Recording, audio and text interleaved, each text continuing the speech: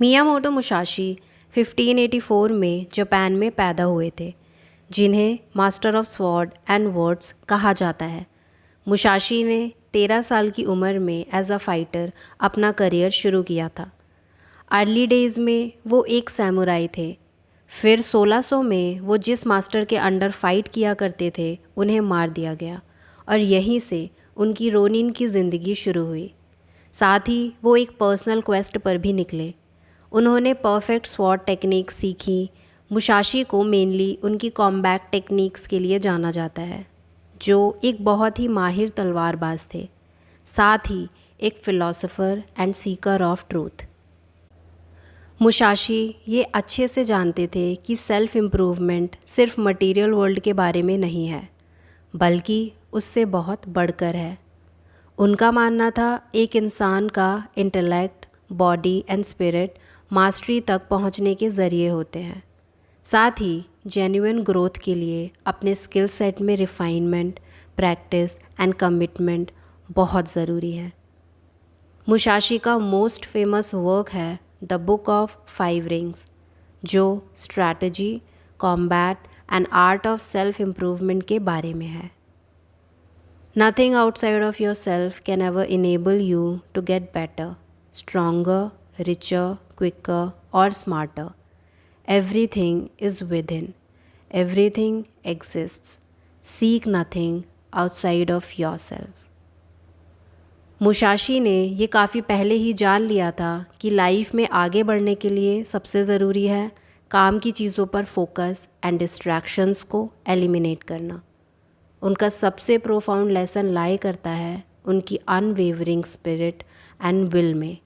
Musashi setbacks and failures से बिल्कुल नहीं डरते थे, बल्कि उन्हें एक अपॉर्चुनिटी की तरह देखते थे, जो इंसान की ज़िंदगी में ग्रो होने में मदद करते हैं।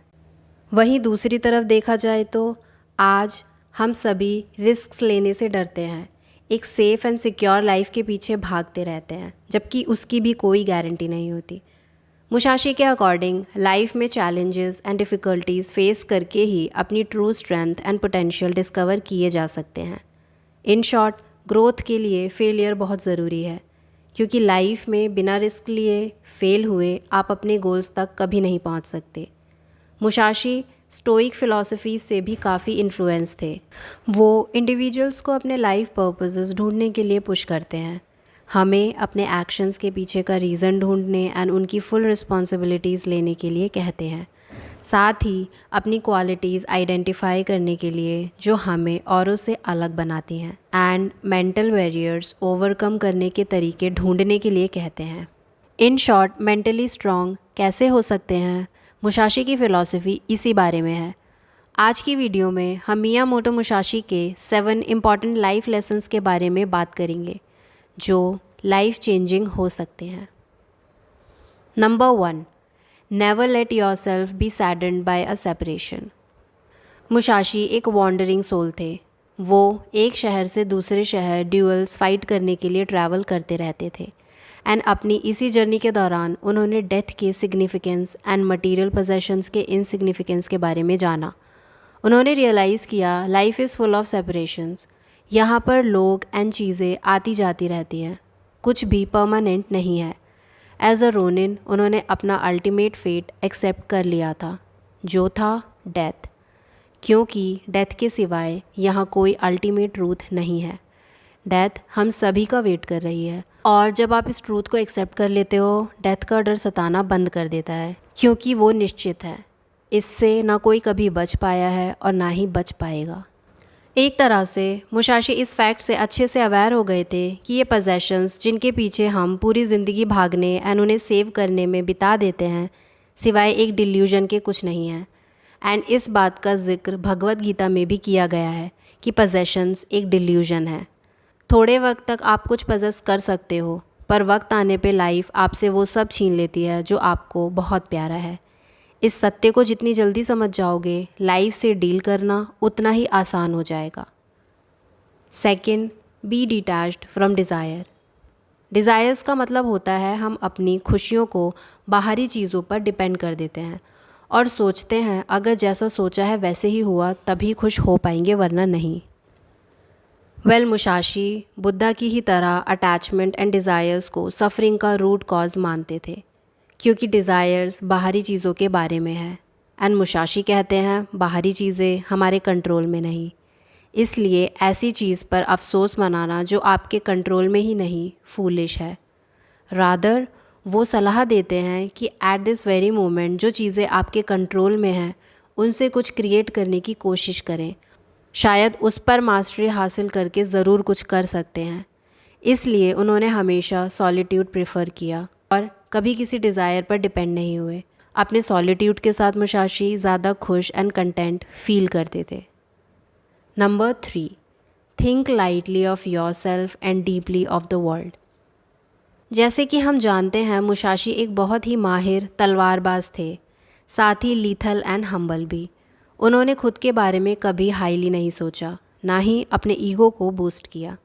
वो कहते हैं ये यूनिवर्स बहुत बड़ा है और हम बहुत छोटे, इसलिए ये सोचना कि आप बहुत इम्पॉर्टेंट हो बेवकूफ़ी है। हमारा इस प्लैनेट पे टाइम बहुत लिमिटेड है। गॉड फॉरबिड, बट अगर आप कल नहीं रहे तो क्या लगता है दुनिया रुक जाएगी? नेचर जैसे काम करता है वैसे काम करना बंद कर देगा? Of course not. तो फिर खुद के बारे में इतना हाईली क्यों सोचना एंड अपने ईगो को फ्यूल क्यों करना? ऑफ कोर्स इसका मतलब ये नहीं कि खुद की वैल्यू नहीं करनी चाहिए या अपने ड्रीम्स पर रोक लगा देनी चाहिए, बल्कि यहाँ मुशाशी कहना चाह रहे हैं कि अपने दिल की आवाज़ सुनो और जो आउट ऑफ कंट्रोल चीज़ें हैं उन्हें जैसे होना है वैसे होने दो। ये सोचकर खुद को पेन मत दो कि तुम्हारी प्रॉब्लम्स ही दुनिया की सबसे बड़ी प्रॉब्लम्स हैं और you are centre of the world. खुद को याद दिलाते रहो कि इस प्लैनेट पर आपके पास लिमिटेड टाइम है, इसलिए परेशान होने एंड खुद की हालत पर तरस खाने के बजाय प्रॉब्लम्स को हेड ऑन फेस करो एंड उसे कैसे सॉल्व करना है इस पर फोकस करना सीखो। Number 4, do not under any circumstances depend on a partial feeling. I am sure आप सभी को पता होगा कि हमारी फीलिंग्स इर्राशनल थिंकिंग पर बेस्ड होती हैं। हमारी फीलिंग्स टेम्पररी हैं एंड इस पर डिपेंड होकर इम्पॉर्टेंट डिसीजंस कभी नहीं लेने चाहिए। ना ही फीलिंग्स पर डिपेंड होकर पूरी स्टोरी जज करनी चाहिए, otherwise it can lead to a disaster. यहाँ मुशाशी सजेस्ट करते हैं किसी भी सिचुएशन को full mental clarity and mindfulness के साथ असेस करना सीखो और उसके बाद सोचो कि क्या करना है। अगर आप ऐसा करना सीख जाते हो तो ज़िंदगी में रिग्रेट्स कम होंगी और कंटेंटमेंट ज़्यादा। Don't seek pleasure for its own सेक। अगर मुशाशी चाहते तो फ्री होने के बाद वो एक चोर या मर्डरर भी बन सकते थे, पर उन्होंने वो रास्ता नहीं अपनाया, बल्कि अपने कैरेक्टर एंड वर्च्यूज़ को बिल्ड करने पर काम किया, जो एक आसान डिसीजन नहीं है।